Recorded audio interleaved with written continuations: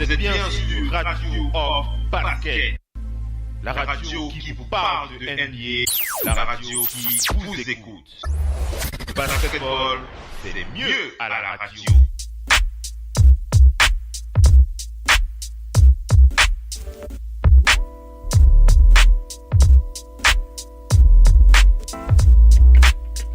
Radio Off Basket, la radio numéro 1 pour tous les fans de basket francophone à travers le monde.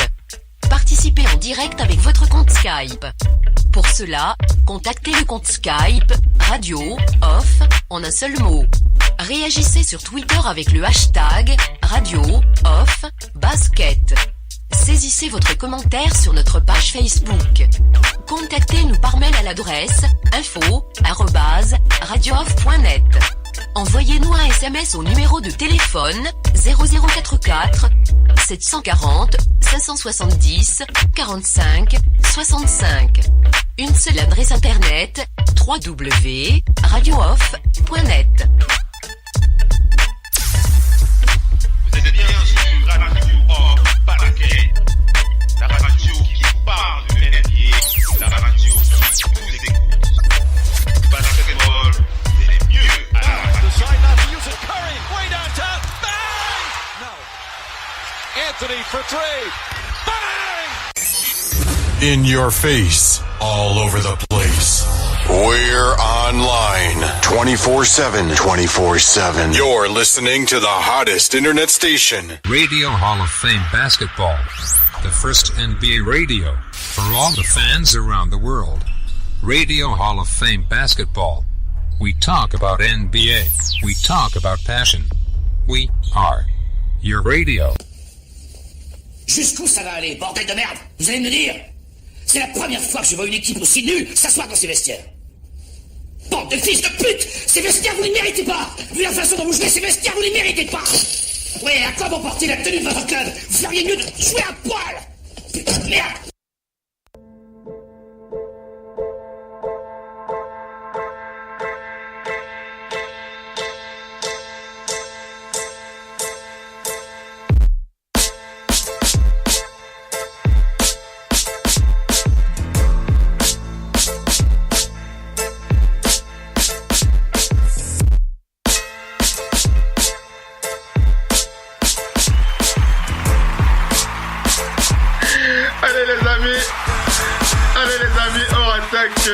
Le débat de la semaine, le procès d'Oklahoma City en live sur le parquet de la radio. Je crois qu'on va dédier cette émission. On va dédier cette émission. Eddie qui a prononcé le nom d'un membre très cher à notre cœur. Il s'agit de Patrice Ndjeka du côté du Cameroun, du côté d'Afrique centrale. On lui dédie cette émission à Patrice Ndjeka, à qui on a une grosse pensée ce soir. Eddie, hein? On dédie ça à Patrice. Hein? Toujours, on le fait, toujours. Voilà, c'est comme ça que ça se passe. C'est le président de notre fan club, donc. Voilà, le président du fan club d'Oklahoma City, à qui on dédie l'émission de soir. Alors, vous les avez pas entendus en off, hein? Vous les avez pas entendus en off, mais ils sont tous très très remontés face à cette équipe d'Oklahoma City. Et je pense que je vais me sacrifier pour jouer le rôle de l'avocat de la défense. Hein. Ça va pas être... ça va être compliqué. Ce sera une mission très très compliquée, mais je vais tenter de me lancer dans ce rôle de la défense, l'avocat de la défense concernant le cas d'Oklahoma City. Et bien entendu, on aura le procureur de la République. Ce sera Eddie ce soir. Hein. Hey, Eddie. Eddie, oui. Tu veux bien être le procureur, non, ce soir, Eddie? Toujours. Ok. Eddie qui est le procureur. Eddie sera le procureur. Le doc, toi, tu veux prendre quel rôle, toi? Tu veux être quoi, hein? Non, moi, je n'ai pas de rôle. C'est une équipe à qui je continue à avoir foi, moi. Après, je peux être avocat défenseur, mais je veux défendre tout le monde, moi. Moi, je vais défendre tout le monde. Ok. Il n'y a pas de souci. Prenons les choses comme les viennent. De toutes les façons, on va garder cette ligne dessus. Je parlerai de leur planning de janvier, jeudi prochain. L'enfer de janvier de Oklahoma City. Au All-Star Break, ils seront déjà éliminés des playoffs ou bien ils auront encore espoir. Ok. De toute façon, on va garder, pour se faciliter la chose, on va garder on va garder la polarité avocat et procureur. Donc je suis l'avocat de la défense. J'aurai des soutiens s'ils sont là, et bien entendu le procureur de la République sera là et il y aura bien entendu les soutiens qui seront derrière lui. Il n'y a pas de souci. Donc on va commencer par rappeler le dernier match. Le dernier match d'Oklahoma City, ce match une fois de plus, ce match qu'il n'aurait pas dû perdre. Donc première victoire à l'extérieur pour les Hornets de Charlotte. Première victoire à l'extérieur pour les Hornets de Charlotte depuis le 30 octobre. Et comme l'aurait dit Patrice Njeka, c'est sur Oklahoma City qu'ils ont décidé d'avoir leur première victoire. On rappelle qu'ils ont été menés par les 23 points, 7 rebonds, 2 contre de Dwight Howard. Donc les Hornets ont dominé OKC sur leur parquet sur un score de 107 à 103. On rappelle que Nicolas Batum, le français, était absent de ce match. Kemba Walker qui a rajouté 19 points. Marvin Williams 18 points. Michael Gilchrist 17 points. Alors que l'équipe restait sur 7 défaites en 8 matchs. Du côté du Thunder, Russell Westbrook a compilé 30 points, 10 sur 22 au tir, 4 rebonds, 7 passes. Et Paul George, de retour après 2 matchs manqués pour un problème au mollet, a scoré 20 points. Il a pris 5 rebonds. Carmelo Anthony, lui, termine à 11 points. 5 sur 12 au tir, face à l'une des meilleures défenses de l'NBA. Il s'agit d'Oklahoma City. Charlotte a chuté à 53% sur le match avec un 13 sur 25 au tir à 3 points. 13 sur 25 à 3 points contre 41% pour OKC qui ont chuté à 9 sur 26 pour OKC. On termine avec les déclarations de Carmelo Anthony. Carmelo Anthony qui a dit à la presse. Il a dit à la presse, alors une précision par rapport à Melo, c'est que après le match, Carmelo Anthony qui a l'habitude, alors pour ceux qui ne le savent pas, lorsque les matchs terminent à Oklahoma City, Carmelo Anthony sort toujours le dernier, il est toujours le dernier à être interviewé. Et pour la petite histoire, il n'est pas sorti du vestiaire pour aller répondre aux journalistes, il n'a pas répondu aux questions.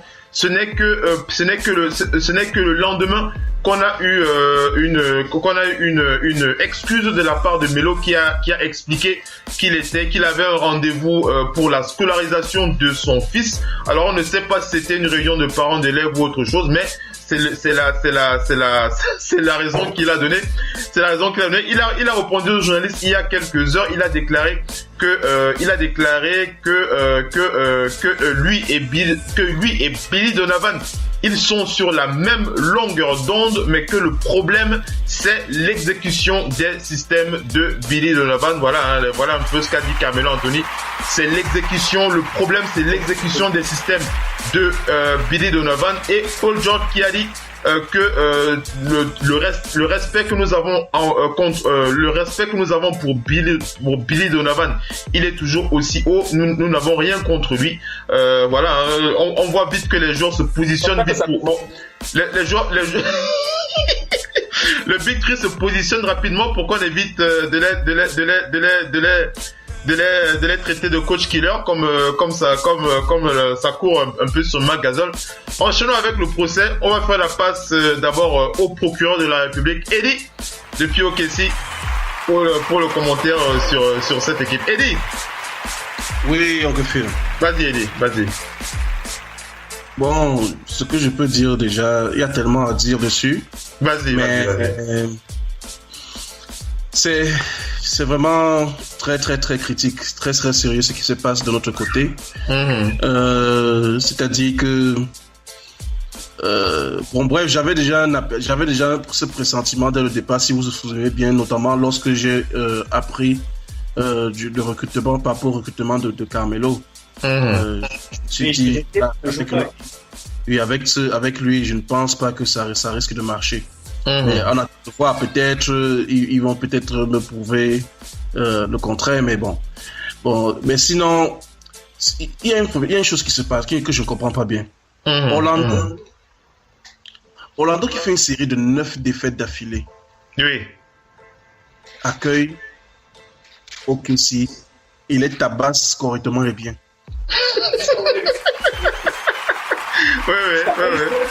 Et Westbrook au sol. Laissons-le finir, s'il te plaît. Vas-y, Eddie.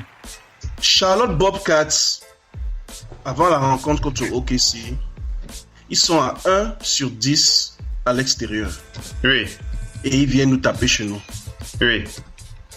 Donc ça veut dire, c'est comme si les mauvaises équipes, chaque fois qu'elles nous rencontrent, c'est que bon voilà, au moins contre eux là, on peut remonter la pente en jouant contre eux, en les tapant. C'est-à-dire, je ne comprends pas comment une équipe. C'est-à-dire, je sais pas, j'ai l'impression que parfois c'est comme si ils jouent sans effort, comme si ils sont pas satisfaits de quelque chose. Oui. Je sais pas si c'est coach. Tu sens qu'il y a un malaise. Est-ce que tu sens un malaise? Il doit y avoir un malaise. J'ai l'impression qu'il y a un malaise parce que surtout que bon, je peux m'aller dans les détails, mais ça sera un peu long. Donc je vais faire l'effort d'être le plus bref possible. Vas-y. On a par exemple Westbrook, qui est le meneur de jeu, MVP de surcroît. Oui. Il monte la balle, il passe la balle, fini. Il ne bouge pas. Voilà. Il disparaît même de l'écran parfois. Oui. C'est-à-dire qu'il n'est plus là, il ne participe pas au jeu. Tant que le ballon ne revient pas vers lui, il ne participe pas, il ne bouge pas. Oui. Tu as Carmelo Anthony qui n'a plus ses jambes de 27-28 ans, oui, mais qui continue à jouer comme celui qui, quand jeune, dans ses meilleurs jours, il prend des tirs compliqués et autres. Et il rate, et bien sûr, il les rate. Il n'arrive même pas à passer un joueur comme Anthony Randolph, Zach Randolph. Oui. Même quand il n'arrive pas à le passer. Pourquoi? Parce que les gens, ça ne donne plus. La vitesse, il n'y en a plus. Au lieu d'utiliser beaucoup plus son cerveau, lui, il veut encore compter sur son physique. Et ce n'est pas en train de marcher. Paul George, c'est l'un des rares cas qui vraiment essaye de faire quelque chose. Oui. Mais il essaie de faire quelque chose, mais quand les autres ne répondent pas, que ça ne donne, il ne peut rien faire. C'est-à-dire que c'est un jeu d'équipe. Oui. Tu peux faire ta part des choses, mais tes coéquipiers doivent faire la leur. Donc, c'est une situation vraiment très, je peux dire incompréhensible. Mais je me dis, tout a commencé lorsque Sam Presti n'a pas à ignorer Caldwell Pope. Oui. Lorsque vous avez la possibilité de l'avoir, tu le rappelles. La nouvelle est sortie que Avery Bradley devait aller à Detroit. C'était clair que Caldwell Pope n'allait pas rester à Detroit. Parce qu'il n'est pas le style de joueur qui doit sortir du banc. Il est un très bon défenseur, il est bon en attaque, très bon marqueur. Donc c'est une pépite. En plus en poste 2. Donc sur le périmètre, tu as besoin d'un joueur pareil. Et OKC a eu ce problème de joueur de périmètre depuis des années et des années. Oui. Depuis des années, depuis même les meilleurs jours 2012, 2013, c'est Harden qui sortait du banc pour aider un peu. Mais en titulaire, en poste 2, c'était toujours le Thabo Sefolosha ou encore. Maintenant, c'est Robertson. On n'a jamais eu vraiment quelqu'un en deux qui peut être une menace offensive. Oui. Maintenant, on a l'opportunité de recruter quelqu'un comme ça. On se dit, bon, voilà, on peut faire prolonger le contrat de Robertson. Oui. Et voilà que les Lakers prennent Caldwell Pope pour 1 an, 18 millions, 1 an. Donc, moi, lorsque j'ai vu j'ai constaté que quand OKC a raté une occasion pareille, je me suis dit, bon voilà, on va recommencer encore avec les mêmes histoires. KCP. Donc, je me dis, ça c'est la première erreur au niveau du management. Maintenant, la deuxième erreur, c'était d'avoir fait venir Carmelo. On n'entendait pas de Carmelo à Houston, il fallait qu'il aille à Houston. Mais on le laissait partir à Houston. Ok, si avec Westbrook et Paul George, ça n'allait pas marcher. C'est trois personnes qui ont besoin de la balle entre les mains. Et maintenant, tu as. Est-ce que tu penses. Tu continues ce que tu veux dire, mais est-ce que tu penses que Carmelo Anthony est jaloux de Russell Westbrook? Absolument pas. Oui. Pourquoi? Westbrook, c'est son petit frère, il n'a pas besoin d'être jaloux. Alors, d'après toi, c'est quoi le problème de Melo alors à OKC? Alors, c'est quoi le problème? Non, je pense pas que Melo a un problème avec quelqu'un. Je pense que Melo, dans sa performance, n'est plus le même Melo qu'on a toujours connu. Il a régressé. Tu vois un peu? D'accord. Je pense qu'au niveau de la performance, il a régressé. D'accord. Donc, pour toi, il est simplement plus faible. Sa mentalité, il ne veut pas l'accepter, il ne veut pas l'admettre. D'accord, il est plus faible qu'avant et il refuse de l'admettre, c'est ce que tu dis. Il refuse, exactement, il se croit toujours capable d'être le mélo qu'on a connu, mais il ne peut plus être ce mélo-là. D'accord. C'est pour ça que moi, j'aurais voulu qu'il sorte du banc, mais vous vous souvenez, lorsque les médias lui avaient demandé, lui avaient posé la question, qu'est-ce qu'il a dit? Il s'est mis à rire. Oui. Il a appelé Paul George, mais tu te rends compte, il s'est en train de parler ici, il s'est en train de me demander par rapport à l'éventualité d'être au banc. Donc pour lui, c'est impensable. Or, dans la situation de l'équipe actuelle, surtout qu'au banc, nous n'avons pas de scoreur au banc. On n'a personne au banc. Oui. Patterson, d'abord, il faut d'abord qu'on lui dise merci pour ses services. Patterson, oui. Donc, je me dis, c'est compliqué. Au-dessus de tout cela, vous voyez, au-dessus de tout cela, il y a un manque d'effort. Notamment au 3e et au 4e quart-temps. En premier mi-temps, nous sommes excellents offensivement. Oui. Mais à partir du 3e quart-temps, nous lâchons prise. Et l'équipe adverse prend le dessus et ça devient difficile à remonter. Une équipe en confiance est difficile à briser. Donc, vous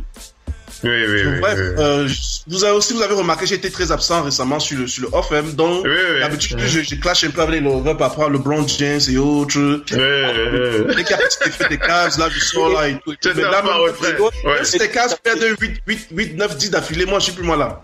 Tant que OKC ne remonte pas la pente, je ne peux plus rien dire. Parce que qu'est-ce que j'ai à dire? L'équipe est mal en point, qu'est-ce que je dois dire? Je ne peux rien dire. Alors, qu'est-ce que tu réponds alors à Carmelo Anthony quand il te dit à toi, parce qu'il s'exprime aux fans, quand il te dit à toi que le problème c'est l'application des systèmes de Billy Donovan. Qu'est-ce que tu lui réponds? Qu'est-ce que tu as envie de lui dire à Carmelo Anthony quand il dit ça? Tu as envie de lui dire quoi? Ce que j'ai envie de lui dire, c'est que après tant d'années en NBA, je crois qu'il a 15 ans en NBA. Après autant d'années en NBA, il ne devrait plus avoir de problème d'exécution de système. Vous avez été suffisamment en NBA pour connaître toutes sortes de systèmes de jeu. Je pense que le Billy Donovan a un système genre. Il a même fait le triangle. C'est ce que tu veux dire. Il a même fait le triangle, ce mélange. Donc, tu peux pas venir dire que c'est un problème d'exécution. Non, c'est un problème de têtudesse d'abord de 1. Vous êtes têtu, vous n'écoutez pas le coach, vous ne le respectez pas. Il y a eu une instance où le coach a demandé à le faire remplacer. Il a tendu le bras au coach. Le coach a dit ok, d'accord. Le coach devait te faire remplacer. Tu dis que non, je vais rester au terrain. Tu as prouvé quoi pour avoir ce statut-là? Le monde peut faire ça. On dit ok, d'accord. Parce que lui, quand il est au terrain, il est efficace. Mais toi, tu dis non, laisse-moi au terrain. Pourquoi tu fasses quoi? Pourquoi on voit plus de briques? Alors, moi je me dis, il y a un problème d'effort et ça commence par Westbrook. Westbrook c'est un joueur quelqu'un qui joue à 100% intense. Il est inadmissible que le MVP de surcroît qui joue toujours à 100% et ne soit pas capable de diriger une équipe, de contaminer ses coéquipiers dans ce sens. De leur insuffler l'énergie. Oui, ça n'a pas de sens, c'est paradoxal. Voilà. D'accord. Donc dernière question. On te met au pied du mur comme ça. Tu es général manager. Tu te débarrasses de qui en premier? Billy Donovan ou Carmelo Anthony? Je me fais d'abord moi-même parce que Précis là son temps là lui. Il a été trop patient avec lui. Bon, non, je blague. C'était pour blaguer. Alors entre les deux, Billy Donovan ou Carmelo Anthony, tu commences par qui? Je pense que Carmelo Anthony sera bientôt en fin de contrat, donc ce n'est pas vraiment nécessaire de le faire partir tout de suite. Donc je vais laisser que son contrat s'achève et puis voilà, il va se chercher ailleurs. Je ne pourrais pas prolonger son contrat. Sinon, Patterson, bon, ce ne sont pas des joueurs que tu vas facilement échanger. On voit ses performances, sa production. Il a fait un match récemment à 0 points, 0 rebond, 0 assist, 0 interception, 0 perte de balle, 0 tir tenté, 0 tout. Je dis bien 0, 0, 0, 0, 0. Une belle pépite. Donc, je me dis, bon, en tant que JM, je discute avec le coach Donovan. Je lui dis, bon, voilà, je ne voulais pas tant te mettre de pression, mais je pense que l'heure, c'est vraiment sérieux ce qui se passe. On ne sont pas supposés avoir un losing record by now. Il faut faire quelque chose. Il faut faire quelque chose. Il faut un électrochoc. Oui. Moi, personnellement, si j'étais coach Billy Donovan, voici mon 50 ans. Je mets Westbrook en 1, Anderson en 2, Paul George en 3, Jeremy Grant en 4 et Adams en 5. Parce que là, j'ai le length, j'ai l'athlétisme, j'ai la défense et j'ai maintenant Westbrook et Paul George seront responsables de l'attaque de l'effectif. Ils n'auront plus à discuter avec une troisième personne. À 2, ils peuvent scorer et faire jouer les autres. Ils peuvent gérer ça un peu. Maintenant, Melo, sortant du banc, puisqu'on a besoin du scoring du banc, Melo pourra sortir du banc maintenant et attaquer l'équipe, le banc de l'équipe adverse. Parce que le banc adverse, quand même, il n'est pas aussi fort que les titulaires. Donc, il aura l'occasion de prendre en plus en confiance, d'être plus efficace au tir, en scorant contre le banc adverse. Et je ne lui donne pas plus de 30 minutes de jeu. C'est-à-dire 25-30 minutes maxi. Parce qu'à son âge, il doit plus jouer 34, 35, 36 minutes. Je vois. Entre-temps, je peux chercher des transferts, voir si je peux trouver des bonnes pièces de remplacement par rapport au banc de touche. Parce que vraiment, le banc de touche n'est pas bon. Mais au niveau du TM, je ne peux pas faire partie Melo. Je laisse le contrat va s'inspirer. Mais je vais plus pointer sur le coaching et sur ce seront mes 2 points d'attention. Westbrook, tu es le leader. Il faut que tu nous mènes, il faut que tu fasses quelque chose. Et coach, il faut que tu fasses quelque chose. Ok, Eddie, c'est très bien dit, Eddie, sur le parquet de la radio. On va écouter Willy et après le doc et après Missy. Willy. Oui. Willy, comment tu réagis par rapport au sujet à chaud? Bon, je commence d'abord par demander, Eddie, pardon, dépose ton dossier pour coach ou GM de OKC. D'accord. Vas-y, Willy. Regarde, pour ramener quelque part. Il y a des gens qui sont entrés dans cette ligue en 2003, qui sont encore en activité. Il y a LeBron, Melo, Wade, Kai Korver, Zaza Pachulia, David West et je pense, il y a un dernier, j'oublie. De tout cela, vous savez combien sont encore starters dans une équipe? Il n'y a pas de Melo. LeBron et Melo. Zaza Pachulia, c'est très bien. C'est pas vraiment les Golden State de mettre en starter juste parce qu'ils font un pivot. Mais ils ne jouent même pas 15 minutes par match. C'est vrai. Melo, il est arrivé à ce point de sa carrière qu'il doit comprendre que mon frère, moi-même là, je n'ai plus les jambes. Et je pense aussi que une partie des critiques sur Melo vient du fait que les LeBron sont encore faits. Parce que c'est ce que Bicheki me disait l'autre temps, que en fait, c'est le jeu de LeBron qu'on utilise pour percer dans le dos de Melo. Parce que les gens se disent, mais vous êtes entrés dans la ligue en même temps. Mais ils ont tendance à oublier que ce n'est pas les mêmes personnes. Melo, il reste au stade. Même ce matin encore, Bicheki m'envoie une vidéo. Emmanuel, Melo, il est au stade. Lorsque le ballon quitte ses mains, il y a Westbrook et lui. Le seul des 3 qui fonctionne et qui bouge, c'est Paul George. Oui. Melo marche. Melo marche, il ne court même pas. Il marche et il attend le ballon. C'est-à-dire, même dans la tête, lorsque vous voyez Melo et Westbrook avec le ballon, toute l'équipe ne marche plus parce qu'ils savent déjà qu'ils vont aller en ISO. Même les écrans, il n'y a que Steven Adams qui vient de temps en temps faire des écrans. Melo ne comprend pas qu'on peut être bon off the ball, on the ball comme off the ball. Les gens le savent, il y a des gens qui ne savent pas ça. Mais tous les joueurs en NBA pour dire que le meilleur poseur d'écran en NBA, c'est Steph Curry. Beaucoup de gens ne le savent pas. Parce que quand Steph Curry te pose un écran, je te jure, même si tu fais 3 mètres, 300 kilos, tu ne bouges pas. Tu auras un temps de retard sur la personne qui part. Le genre de trucs on s'entraîne à faire lorsqu'on sait qu'on ne peut plus avoir le ballon dans les mains constamment. West, il doit comprendre qu'il n'est pas LeBron James. C'est pas parce qu'il voit LeBron James se mettre de côté et attendre. LeBron James ne fait pas qu'attendre. Quand on le voit de côté, on a vu à plusieurs reprises que quand il reste de côté, il analyse toute une défense. Westbrook ne fait pas ça. Il reste sur un côté. Il est meneur, comme il disait, il est meneur, il est leader. Et il est MVP. Et c'est même pour ça que les autres équipes qui font mal, lorsqu'ils viennent contre Westbrook, ils élèvent le niveau. Parce que, mon frère, tu es le MVP. Tout le monde veut dire, j'ai battu le MVP chez lui.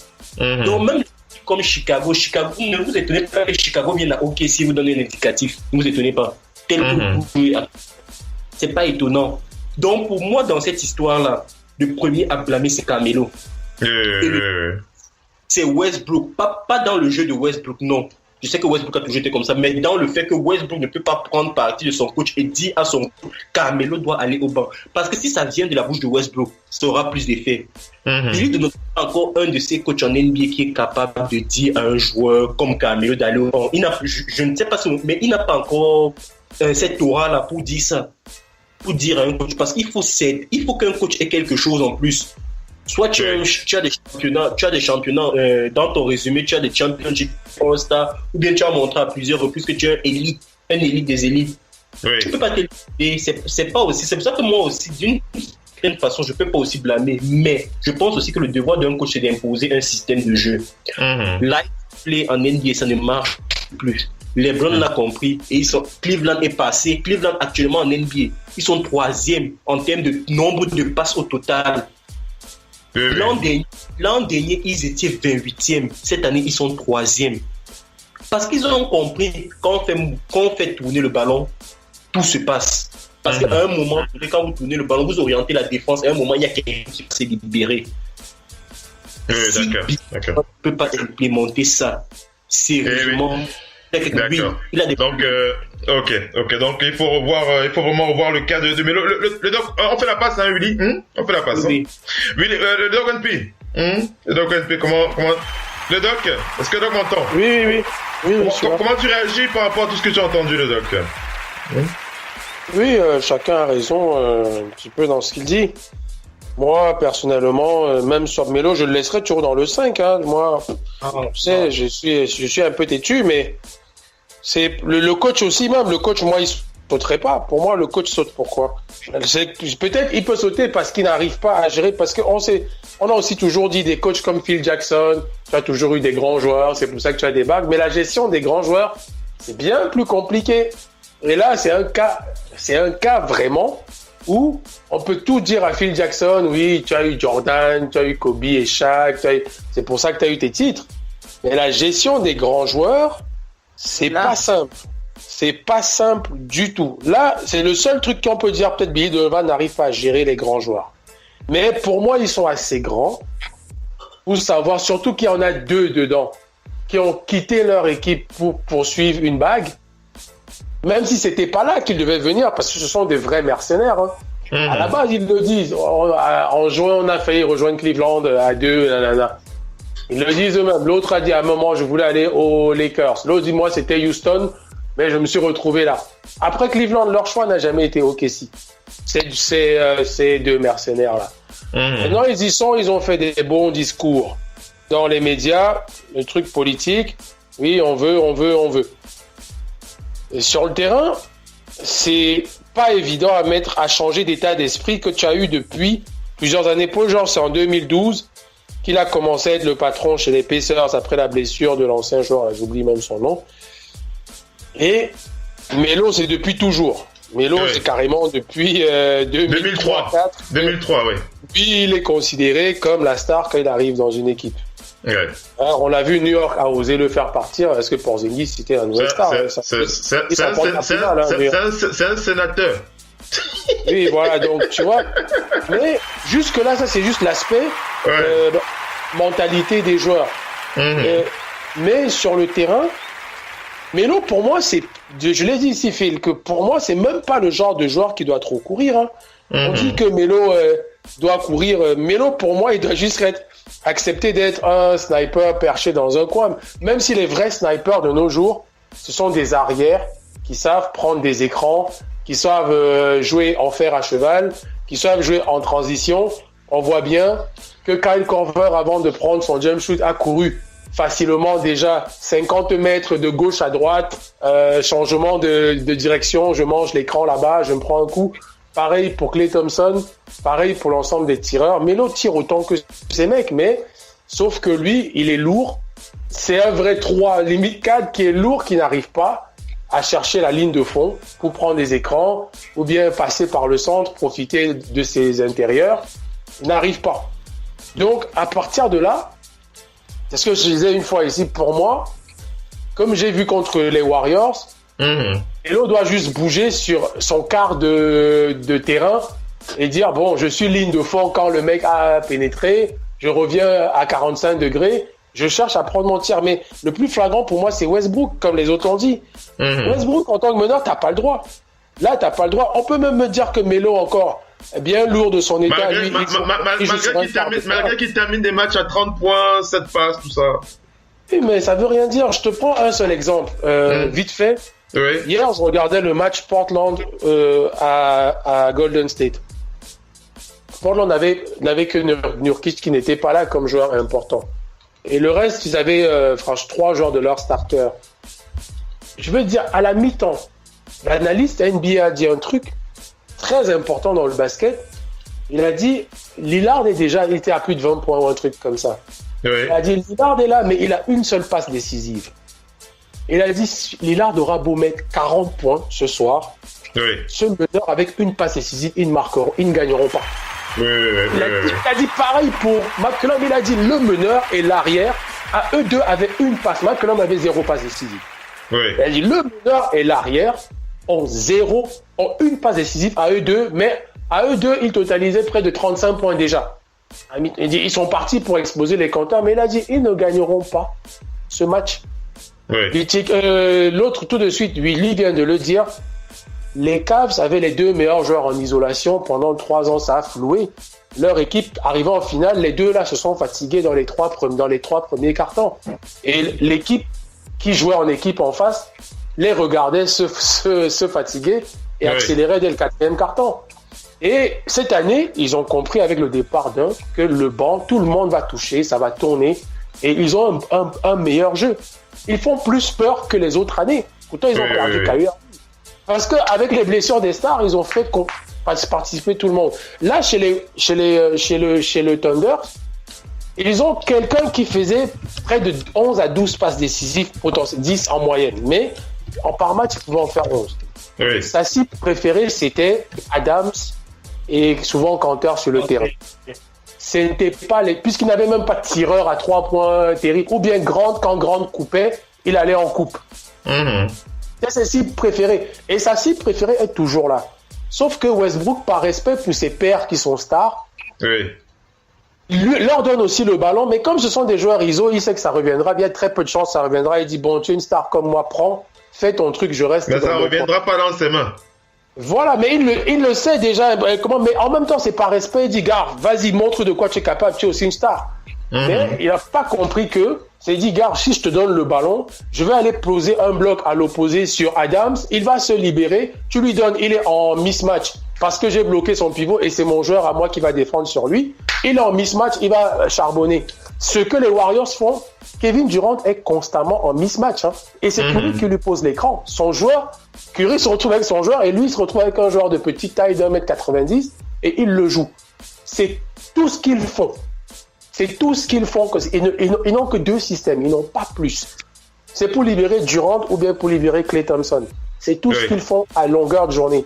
Sauf que de l'autre côté, Westbrook va faire ça, mais est-ce qu'il va se dire que Paul George, lui, a peut-être besoin qu'il aille libérer Adams aussi, ou bien qu'il aille libérer son 4 pour qu'il se retrouve en mismatch aussi sur l'autre joueur? Je pense pas. Il y a un respect qui n'a pas lieu d'être. D'accord. Il n'a vraiment pas lieu d'être de dire toi aussi tu es une star, vas-y, fais ton truc. D'accord. C'est pour moi lui. Donc c'est le leadership comme l'a dit Eddie. C'est le leadership. Il n'est pas assez leader comme l'a dit Eddie tout à l'heure. Voilà, Westbrook doit être le patron et les autres là doivent être les lieutenants. Et en même temps, est-ce que quand ils discutent, le lieutenant doit comprendre que l'année dernière ils sont arrivés en playoff sans les 2 autres là et que les 6 préférés étaient des joueurs moins doués qu'eux, mais qui savaient faire le boulot par des systèmes. Le mec pénétrait, il donnait dedans. Il y avait des coupes. Il y avait un pivot qui venait faire un bloc en tête de raquette. Et qui se retrouvait dedans parce que il y avait un jeu en pick and roll. Il y avait un petit peu de tout. D'accord. Maintenant, quand Westbrook va même au charbon dedans, Adam c'est souvent là. Mais il va dire, bon, j'ai ma co-star qui est là-bas à l'extérieur, je vais lui redonner. Il y a des jours, ils vont jouer le cœur. contre des lourds. Ils vont dire on va pas perdre contre eux quand même. Contre les Warriors par exemple. Ouais. Dans les Warriors, ça va être je sais que à Noël c'est très attendu ce duel parce que c'était le premier tour des playoffs était vraiment terrible l'année dernière. Mais je peux te dire, ils vont arriver à OKC, à Houston, ils vont avoir une déconvenue énorme. Ouais. Ce que Houston fait à Cleveland, je ne sais pas s'ils ont vu, et Cleveland jouait nettement mieux qu'eux. Je ne sais pas s'ils ont vu Houston jouer à Noël. Il ne faut pas qu'ils se prennent la honte du siècle à Noël, parce que Houston, c'est une machine.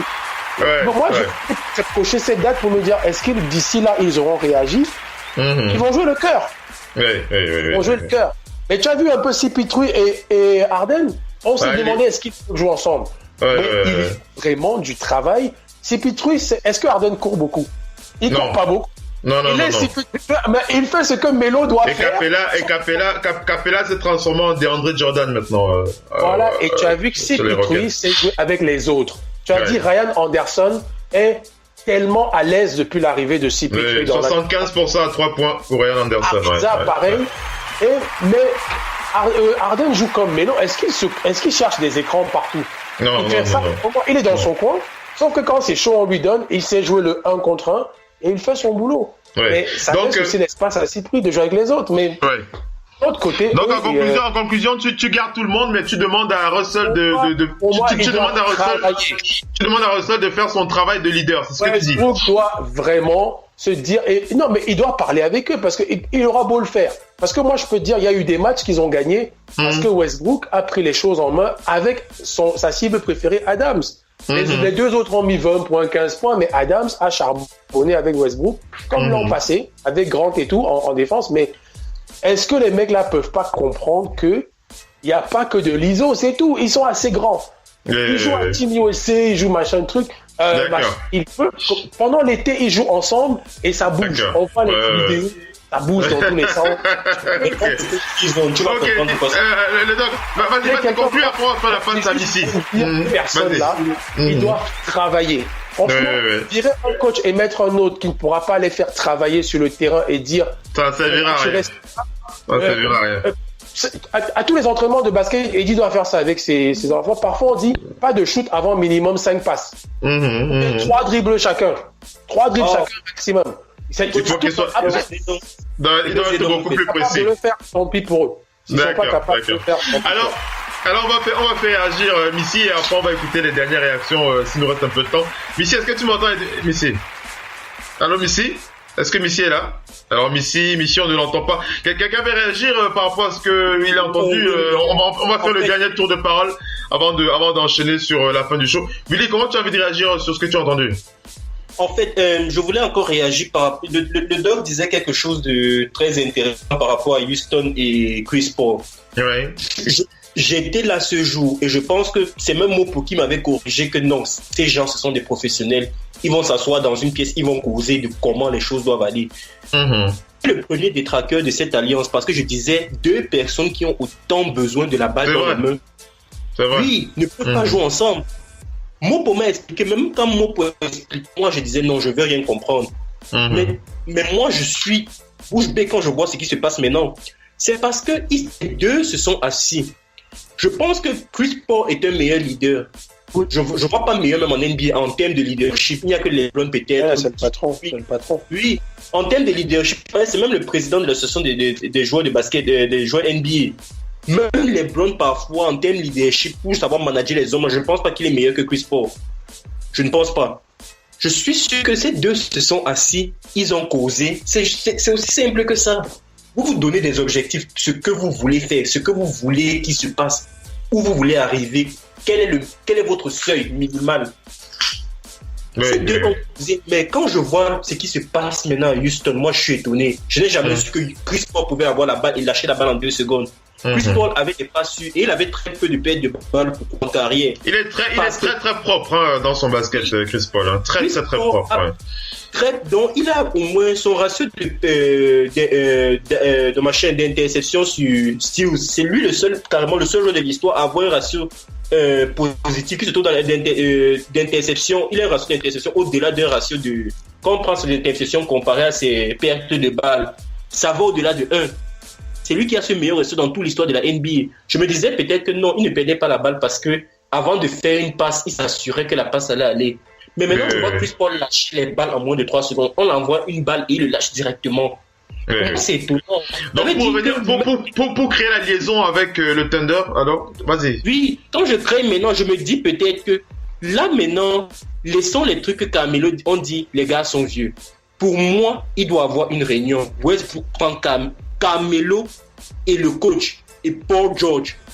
Ces 4-là, ils s'asseyent là et ils parlent. Et Westbrook dit, parce que Westbrook doit s'affirmer, tu es le leader de cette équipe, tu es le reigning MVP. Tu n'es pas n'importe qui. Westbrook, c'est pas n'importe quel. Même si on a parfois tendance à cracher sur lui, c'est pas n'importe qui. Il doit prendre son équipe en main et se dire, moi, je suis le leader de cette équipe. Si tu ne fais pas comme je veux, telle et telle chose va se passer. Et je pense que là, il va agir. Parce que la plupart des gens, ce qu'ils ont peur avec LeBron, c'est que LeBron peut demander qu'on te trade n'importe quand. Si tu commences en DM. Bien sûr, bien sûr.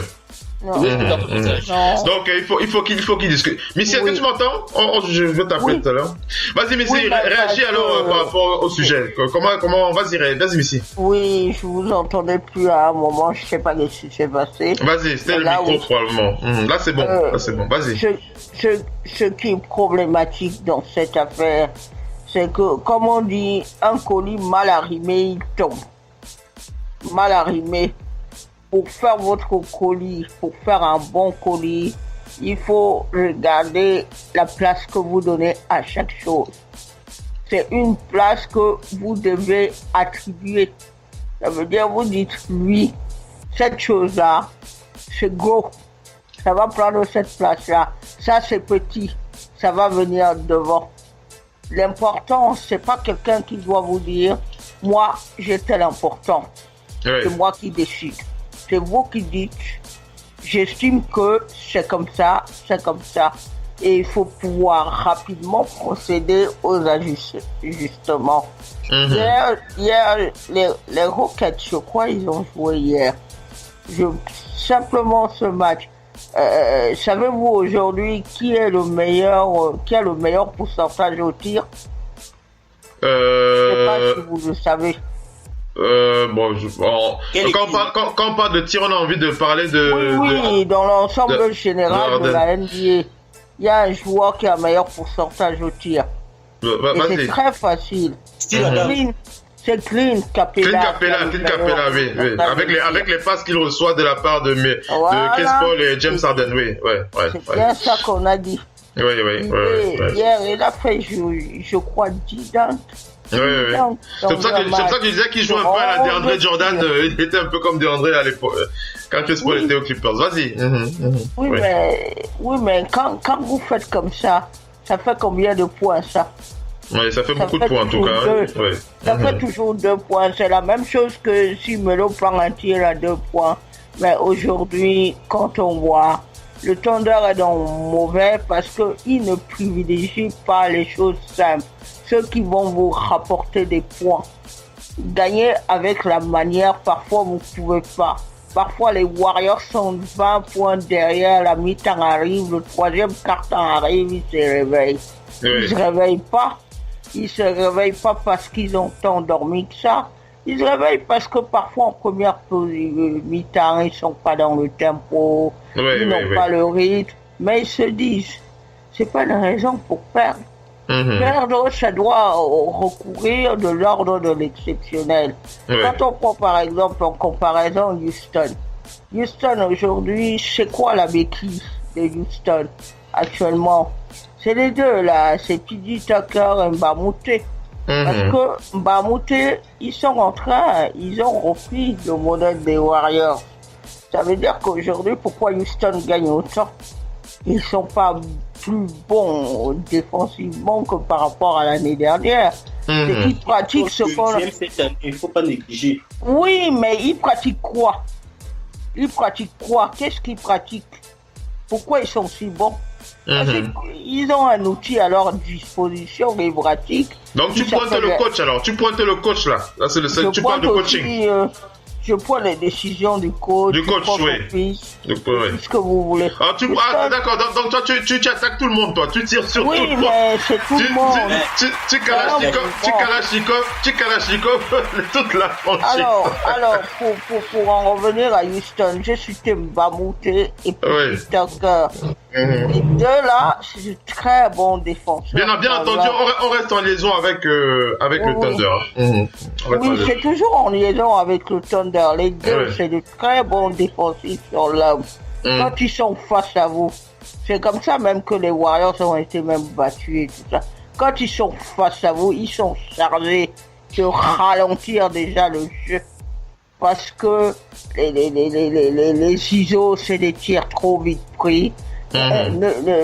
Quand vous jouez un match, vous jouez pas au rythme de l'adversaire pour vous dire vous allez gagner un match. Si vous jouez au rythme des Warriors, vous perdez. Parce qu'à ce jeu-là, les Warriors sont meilleurs que vous. Il faut maintenant que le Thunder joue à son rythme et trouve les bonnes actions. Cette équipe-là, rendez-vous compte, elle a bien tourné avec Westbrook et Durant. Parce que Westbrook et Durant, quand ils entrent, il y a eu en partie un peu au début de James Harden. Parce que quand Westbrook et Durant, ils entrent sur un terrain, ils n'ont pas besoin de bavarder beaucoup. Durant sait ce qu'il a à faire sur un terrain. Westbrook sait ce qu'il a à faire sur un terrain. Ils vont être critiqués. Ils n'ont pas pu gagner parce que ils n'avaient pas le supporting cast tel qu'il était. Et puis à deux, quand vous tombez sur une très bonne équipe de Miami, la finale, elle n'est pas pour vous. Quoique ils avaient, je crois, gagné le premier match. Maintenant, ce qui manque à cette équipe du Thunder, et ça c'est problématique, c'est la discipline. La discipline, d'accord. Dans toute chose, vous devez être discipliné.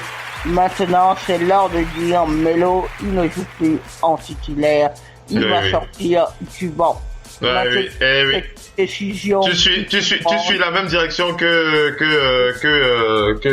Willy qui le disait tout à l'heure. Eddie qui l'a précisé tout à l'heure, oui. Oui, même tout le monde peut le faire. Tout le monde l'a dit, oui. Tout le monde l'a dit. C'est une décision douloureuse à prendre, mais il faut la prendre. Parce que aujourd'hui, sur quoi, comment dites-vous que vous avez 3 stars? Et vous n'exigez pas le plus de chacun. C'est le plus. C'est quand vous êtes là, vous êtes 3 starting, c'est ce que vous pouvez faire en plus. Ce que vous faites bien, on connaît vos qualités, il n'y a pas de souci. Mais maintenant, si Carmelo Anthony, il score pas et qu'il fait des passes, en ce moment, les Warriors ont perdu Steph Curry. Durant, il est dans les passes. Les rebonds. Il est dans le scoring, il est dans les la remise en question du joueur au service des autres. Au service des autres. D'accord. Maintenant, Melo, il peut pas se dire je quitte New York pour aller à OKC. Donc, oui. Alors, tu es GM, Missy. Tu es GM, tu sors de ton bureau, tu fais quoi? Tu fais quoi? Qu'est-ce que tu fais maintenant? Moi aujourd'hui, je suis GM. La énième réunion, il faut quand même la convoquer parce que les autres n'ont rien donné. Maintenant, pour voir en tant que... Parce que il faut savoir une chose, c'est que nous, on ignore. C'est que il y a beaucoup trop de déplacements et ils ne s'entraînent plus. Ils ne s'entraînent pas en saison régulière, les joueurs. Ils font ce qu'on appelle de la vidéo et de la mise en place des systèmes. Donc, quand on donne le système, le joueur qui est responsable, il a peut-être un coach personnel ou quelque chose, il vient à la salle, il faut qu'il pose les systèmes et qu'il enregistre les systèmes. Carmelo Anthony ne peut pas dire que moi, les systèmes d'Okishi, j'ai du mal avec. C'est pas ça après des années dans la ligue. Donc tu provoques une réunion pour recadrer un peu les choses, on va dire ça comme ça. Hein. Il faut recadrer les choses et que les personnes se responsabilisent sur leur mission. Et demander de faire les choses simples. De faire les choses simples, oui. D'accord. Les choses simples, il faut procéder au réajustement. C'est pas facile. Ils ont perdu pendant des Wars, ils ont procédé au réajustement. Eux, ils peuvent le faire. Maintenant, ce qu'il y a là maintenant, c'est que on se salue, mais il faut faire les choses. On se salue, mais on se salue poliment. C'est pas les gens. C'est rentrer. Kobe Bryant et Shaq, ils venaient se rentrer dedans. Mais ils faisaient leur boulot de façon professionnelle, même s'ils ne s'aimaient pas sur le parquet. Ils venaient se rentrer dedans quand il y avait besoin. Mais quand venait le match, Shaq savait qu'il faut qu'il fasse son boulot. Chacun doit faire son travail. Voilà, Missy, c'est sur ces mots qu'on va arriver à la fin de ce talk show. On va clôturer l'émission. Voilà, vous l'avez constaté, une idée dédiée vraiment à cette équipe du Thunder d'Oklahoma City. In your face, all over the place. We're online 24/7. 24/7. You're listening to the hottest internet station. Radio Hall of Fame Basketball. The first NBA radio for all the fans around the world. Radio Hall of Fame Basketball. We talk about NBA. We talk about passion. We are your radio.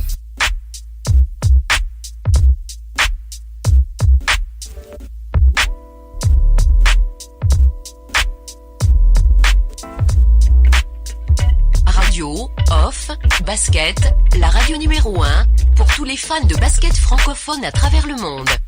Participez en direct avec votre compte Skype. Pour cela, contactez le compte Skype Radio Off en un seul mot. Réagissez sur Twitter avec le hashtag Radio Off Basket. Saisissez votre commentaire sur notre page Facebook. Contactez-nous par mail à l'adresse info@radiooff.net. Envoyez-nous un SMS au numéro de téléphone 0044 740 570 45 65. Une seule adresse internet www.radiooff.net.